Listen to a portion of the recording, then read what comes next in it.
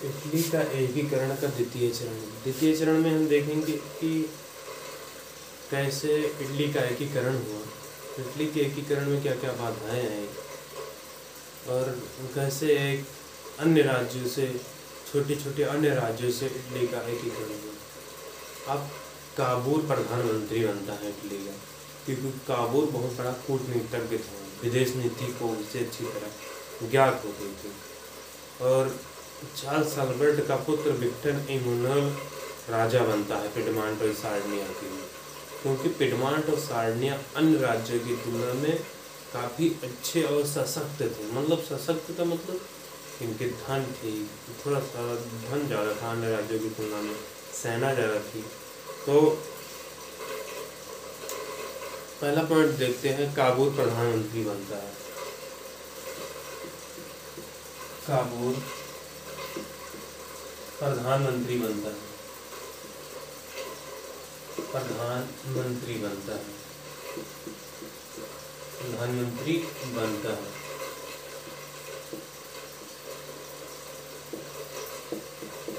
देखो काबुल जब प्रधानमंत्री बना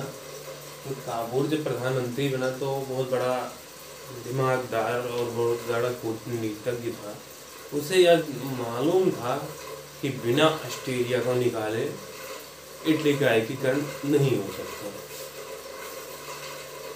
बिना ऑस्ट्रेलिया को निकाले इटली का एकीकरण नहीं हो सकता।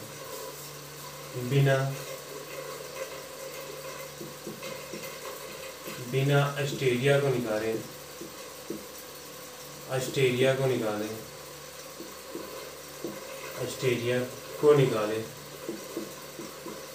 इटली का एकीकरण नहीं हो सकता। इटली का एकीकरण नहीं हो सकता, एकीकरण नहीं हो सकता।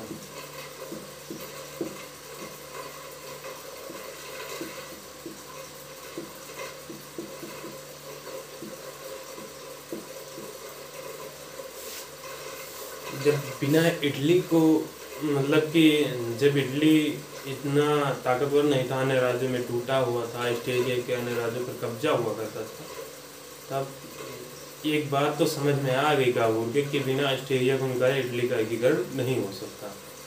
अब काबुल वो चाहता था कि अन्य यूरोपीय शक्तियाँ पिडमांट और सार्डिनिया की तरफ ध्यान दे और इटली का एकीकरण के लिए सहानुभूति प्रदान करे। लेकिन बात ऑस्ट्रेलिया की हो, क्योंकि ऑस्ट्रेलिया का कब्जा हुआ करता था इटली के अन्य राज्यों पे, तो काबुल अंतर्राष्ट्रीय सहानुभूति याद था। अंतर्राष्ट्रीय सहानुभूति का मतलब कि जैसे मतलब पिडमांट और कोई ऐसा युद्ध हो जिसमें पिडमांट और सार्डिनिया का नेतृत्व भी शामिल हो। तो पिडमांट और सार्डिनिया का नेतृत्व समझते हैं आप कि पिडमांट और सार्डिनिया का नेतृत्व शामिल इसलिए हो क्योंकि उसे अंतर्राष्ट्रीय सहानुभूति प्राप्त हो और एक राज्य के तौर पर उसे अन्य देशों में मान्यता प्राप्त हो, क्योंकि अन्य देशों में उसका कोई वैल्यू तक था नहीं। काबुल चाहता था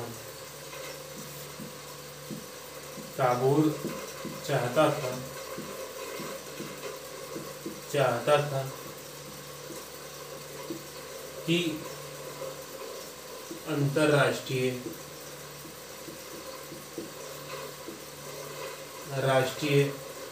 सहानुभूति प्राप्त हो।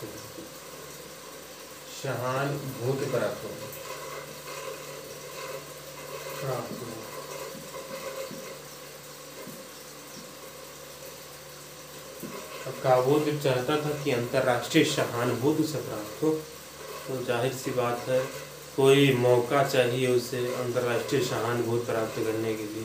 बिना मौके के क्या हो सकता है?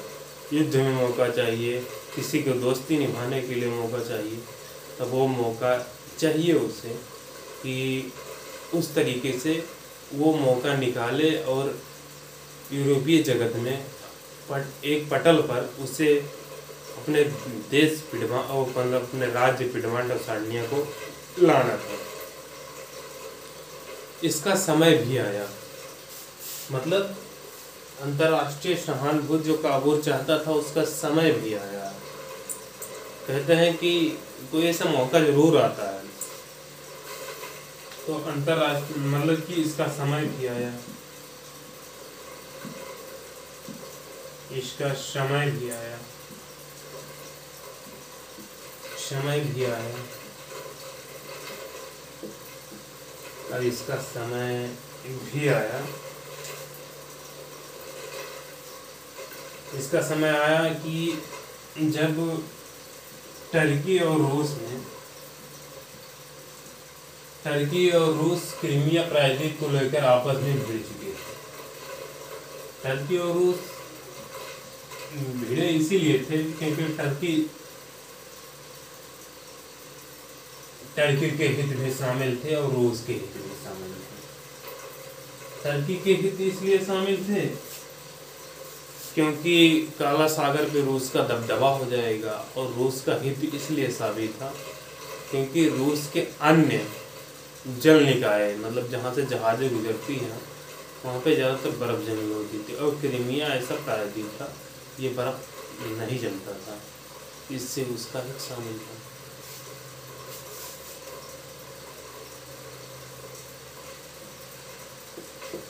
अब देखेंगे कि रूस और टर्की के बीच जब क्रीमिया का युद्ध हुआ, रूस टर्की के बीच देखो यही मतलब कि काबुल की कूटनीति यहीं से सफल होती है।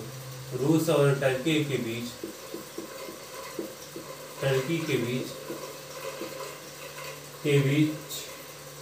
क्रीमिया का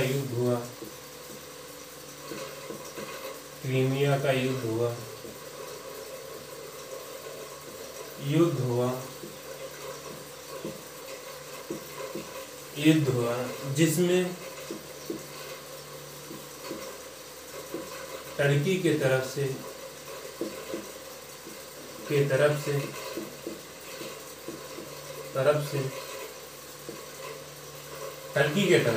इंग्लैंड, अब आप पूछेंगे कि इंग्लैंड का है कि वहाँ पे अपने धमक देने पहुँच गया था। इंग्लैंड को भी डर था क्योंकि रूस काला सागर से होते हुए भूमध्य सागर, टर्की के जल संधि फास्फोरस की जल संधि उसके होते हुए भूमध्य सागर में अपने धमक जमाएगा, और भूमध्य सागर में तब तक ये स्वेज नहर बन चुकी थी, और भूमध्य सागर में आ जाएगा तो इंग्लैंड के लिए भी दिक्कत हो जाएगी और फ्रांस को भी दिक्कत हो जाएगी। तो इससे चाहते थे वे लोग कि उसे क्रीमिया के अंदर ही समेट दिया जाए युद्ध करके। इंग्लैंड, टर्की की तरफ से इंग्लैंड, फ्रांस, पिडमांट और सार्डिनिया,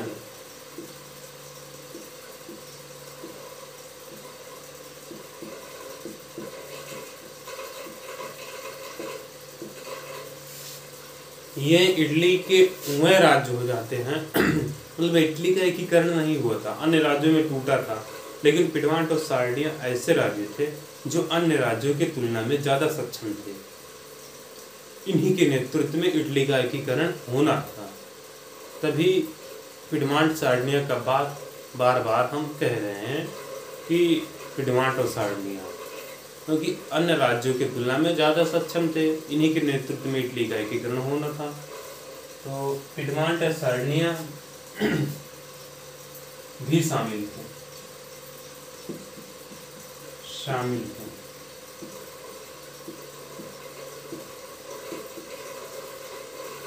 पिडमांट और सार्डिनिया भी शामिल थे। जब पिडमांट सार्डिनिया शामिल थे, जब क्रीमिया का मतलब कि रूस हार गया,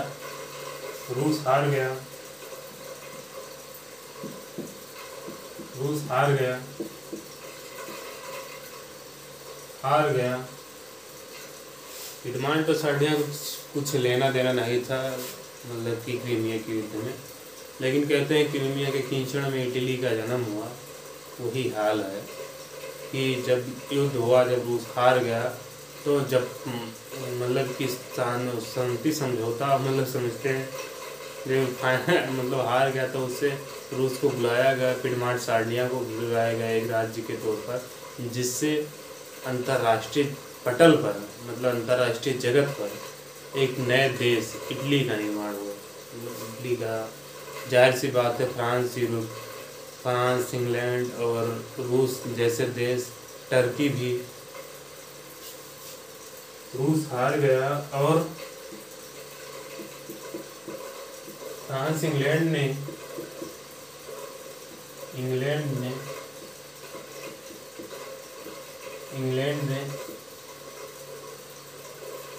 फ्रांस और इंग्लैंड ने फ्रांस इंग्लैंड ने पिडमांट सार्डिनिया को भी बुलाया। पिडमांट सार्डिनिया को भी बुलाया।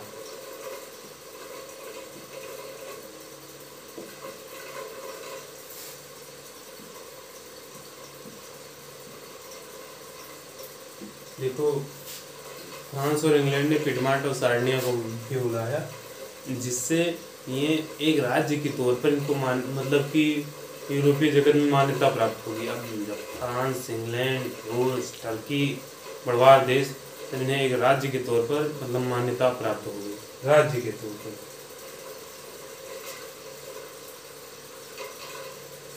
राज्य के तौर पर मान्यता प्राप्त होगी, तब जाहिर सी बात है इसमें कुछ और शक्तियाँ आ गई कि शक्तियाँ की मतलब कि ऐसी शक्तियाँ आ गई कि मान्यता प्राप्त हो गई। अब अगर युद्ध होगा तो पिडमांट सार्डिनिया को भी कुछ ना कुछ मतलब ऑस्ट्रेलिया और इटली और पिडमांट और सार्डिनिया का जब युद्ध होगा तो कुछ सहानुभूतियाँ यूरोप की इटली के तरफ, जो पिडमांट और सार्डिनिया के नेतृत्व में एकीकरण हो रहा था उसके तरफ होंगी। अब अगला चरण हम देखेंगे कि पिडमांट सार्डिनिया का युद्ध। जाहिर सी बात है एकीकरण करना था पिडमांट सार्डिनिया के अंदर में, तो युद्ध होगा। बिना युद्ध से ऑस्ट्रेलिया कहाँ पीछे हटने वाला है।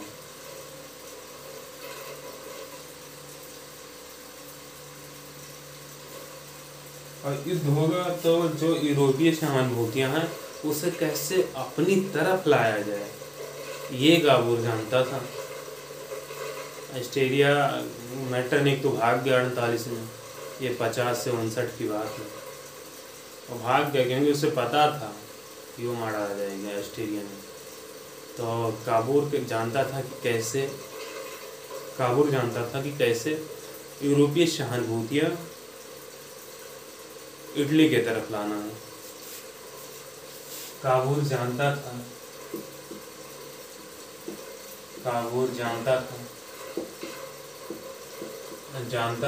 कि कैसे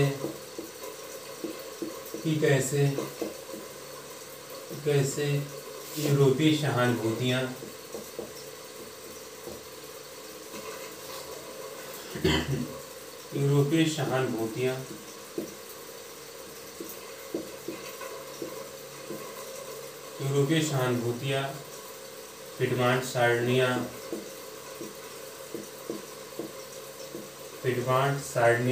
की तरफ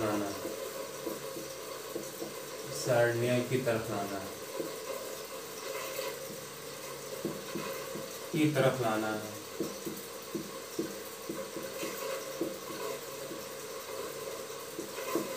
जब काबूर जानता था कि कैसे यूरोपीय सहानुभूतियाँ पिडमांट और सार्डिनिया की तरफ लाना है। यूरोपीय सहानुभूतियाँ का मतलब होगा कि कैसे ऑस्ट्रेलिया का साथ न देकर अन्य यूरोपीय देश, उन्हें पता चले कि ऑस्ट्रेलिया ने ही पहले आक्रमण किया, तो उसे पिडमांट और सार्डिनिया की तरफ लाना है। यूरोपीय सहानुभूति जाहिर सी बात है सेना और का सहानुभूति। जब ये कहानी हो चुकी तो मतलब कि पिडमांट और सार्डिनिया के बीच तानातानी चालू हो गई। पिडमांट और सार्डिनिया के अखबारों में ऑस्ट्रेलिया की नीतियों की खूब आलोचना होने लगी। पिडमांट सार्डिनिया के अखबारों में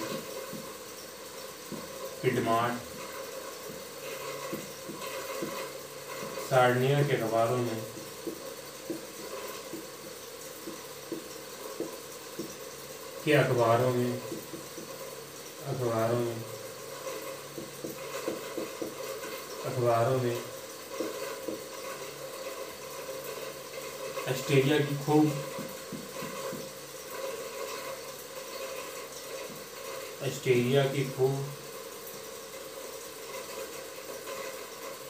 आलोचना होने लगी।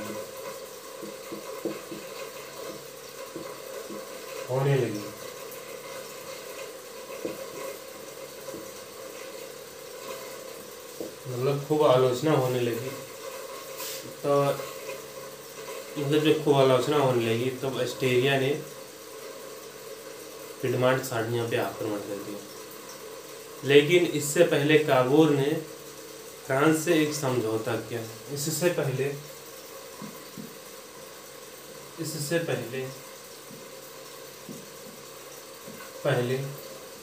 काबूर ने फ्रांस से एक समझौता किया।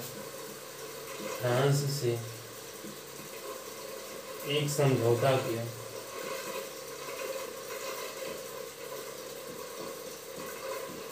फ्रांस से क्या हुआ था? फ्रांस से समझौता ये किया कि मतलब इटली को वेनेसिया और लोम्बार्डी का मतलब कि शहर चाहिए, और इसके बदले में फ्रांस नीस और सेवाई का शहर लेगी।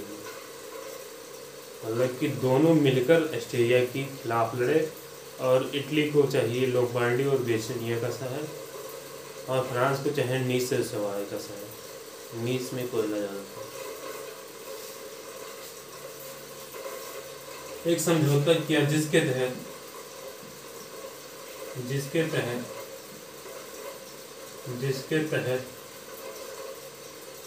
तहत फ्रांस नीस एवं सेवाई का शहर और सेवाई का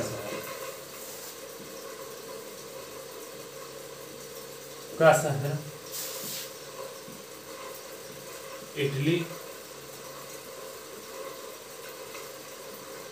वेनेसिया,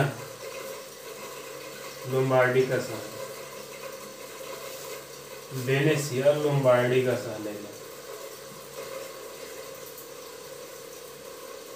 ले लें।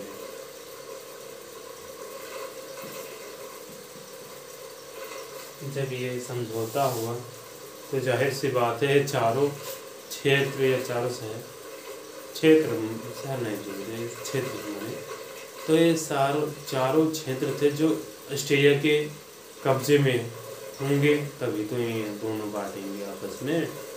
तब ये दोनों आपस में बांटेंगे, इटली का लोम्बार्डी में वेनेसिया का शहर और फ्रांस का नीस एवं सेवाई का क्षेत्र।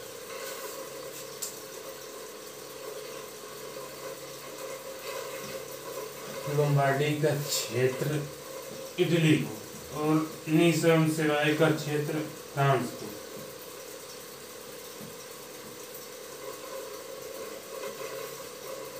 अब जब फ्रांस को दो क्षेत्र नहीं मिले, उसका कारण भी था। फ्रांस को दो क्षेत्र नहीं मिले। फ्रांस को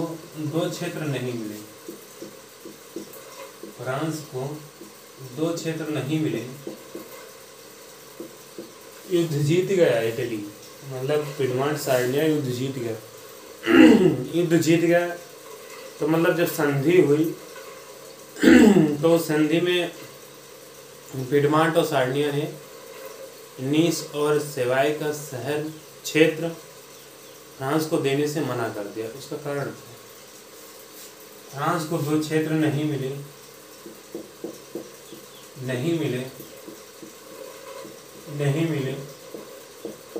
उसका कारण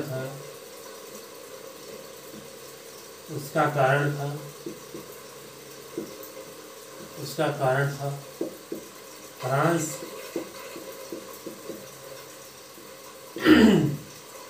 बिना पूछे इटली यानी पिडमांट सार्डिनिया के बिना पूछे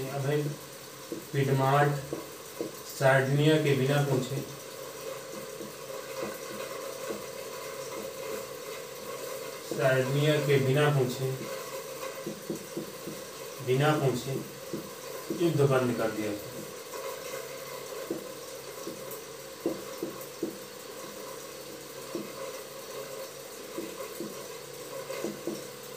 बिना पूछे युद्ध बंद कर दिया था।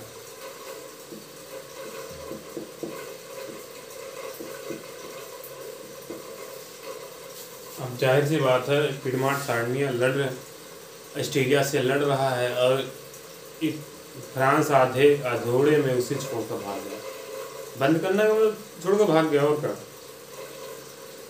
आधे अधूरे में छोड़कर भाग गया। जब मतलब समझौता हुआ, पिडमांट सार्डिनिया जीत गए, तब पिडमांट सार्डिनिया ने कहा आप हमें आधे में छोड़कर भाग गए, इसलिए हम निःशर्त सेवाएं का क्षेत्र नहीं देंगे। पिडमांट सार्डिनिया ने कहा, पिडमांट सार्डिनिया युद्ध जीत गए, सार्डिनिया युद्ध जीत गए, युद्ध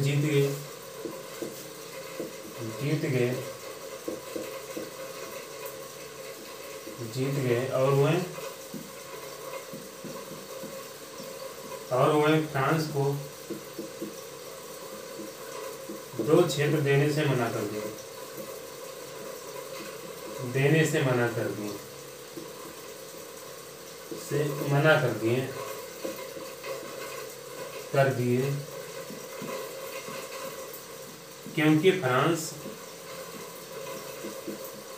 क्योंकि फ्रांस बिना पूछे युद्ध बंद कर दिया था।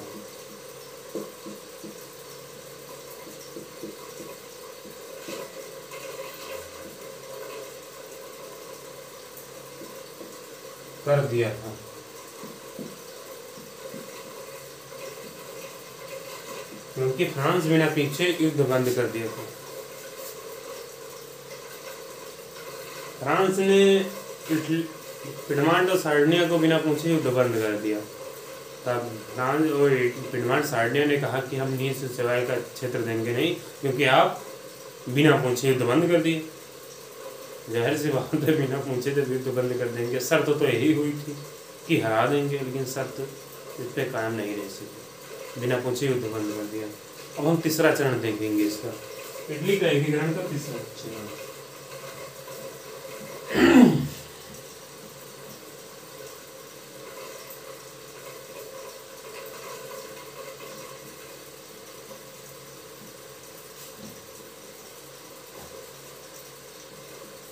तीसरा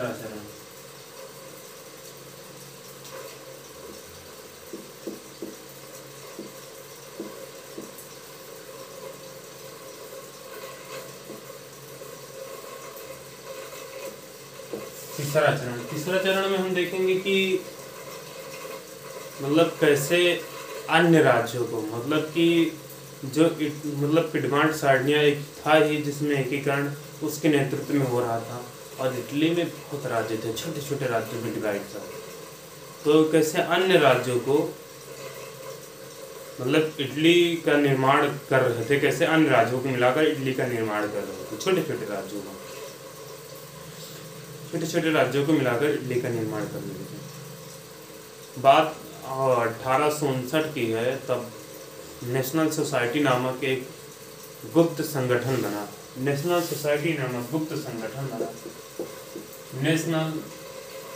पहले देखते हैं, पिडमांट और सार्डिनिया, ऑस्ट्रिया और पिडमांट सार्डिनिया के चलते, पिडमांट सार्डिनिया के युद्ध के चलते,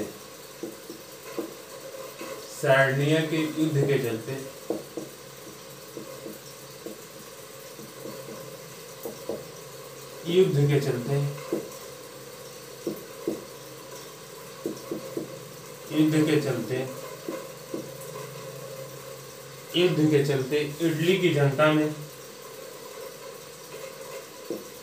जो अन्य राज्यों में डिवाइड था, इटली की जनता में राष्ट्रीय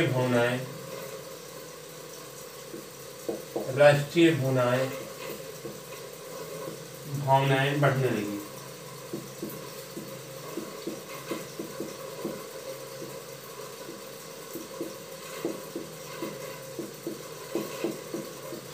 जब युद्ध चल रहा था तो इटली की जनता में राष्ट्रीय भावनाएं बढ़ने लगी, जिससे मतलब अन्य राज्यों में विद्रोह चालू हो गया। मतलब अन्य राज्यों में विद्रोह चालू हुआ। नेशनल सोसाइटी नामक संगठन ने, मतलब नेशनल सोसाइटी नामक संगठन जो हो जाता है वो इटली के एकीकरण पिडमांट और सार्डिनिया के नेतृत्व में करना चाहता था। सही बात भी उसकी है कि इटली का एकीकरण पिडमांट और सार्डिनिया के नेतृत्व में, क्योंकि वो शक्तिशाली था, अन्य राज्यों की तुलना में काफ़ी सक्षम था और वो राजतंत्र होते हुए भी लोकतंत्र था। वो समझते हैं आप, राजतंत्र होते हुए लोकतंत्र था। नेशनल सोसाइटी नामक संगठन ने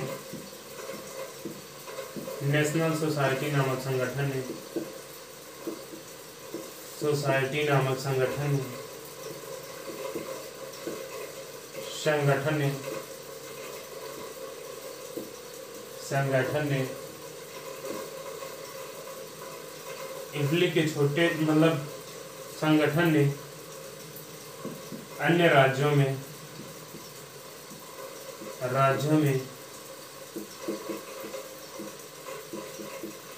जैसे अन्य राज्यों में छोटे छोटे टक्सनी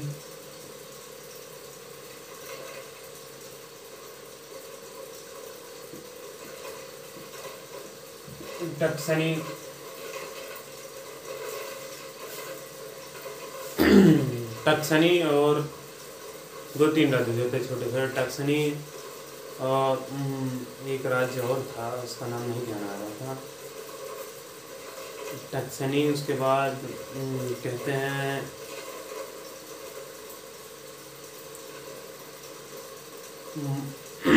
टक्सनी के बाद 2 राज्य छोटे छोटे थे, उनका नाम नहीं याद आ रहा था। मतलब इन राज्यों में विद्रोह हुआ, जिससे विद्रोही सरकार इन राज्यों में विद्रोह हुआ जिससे जनता ने यहाँ की सरकार को उखाड़ फेंका। मेडना, टक्सनी, सिसिली, अब याद आ गया, टक्सनी, मेडना, सिसिली,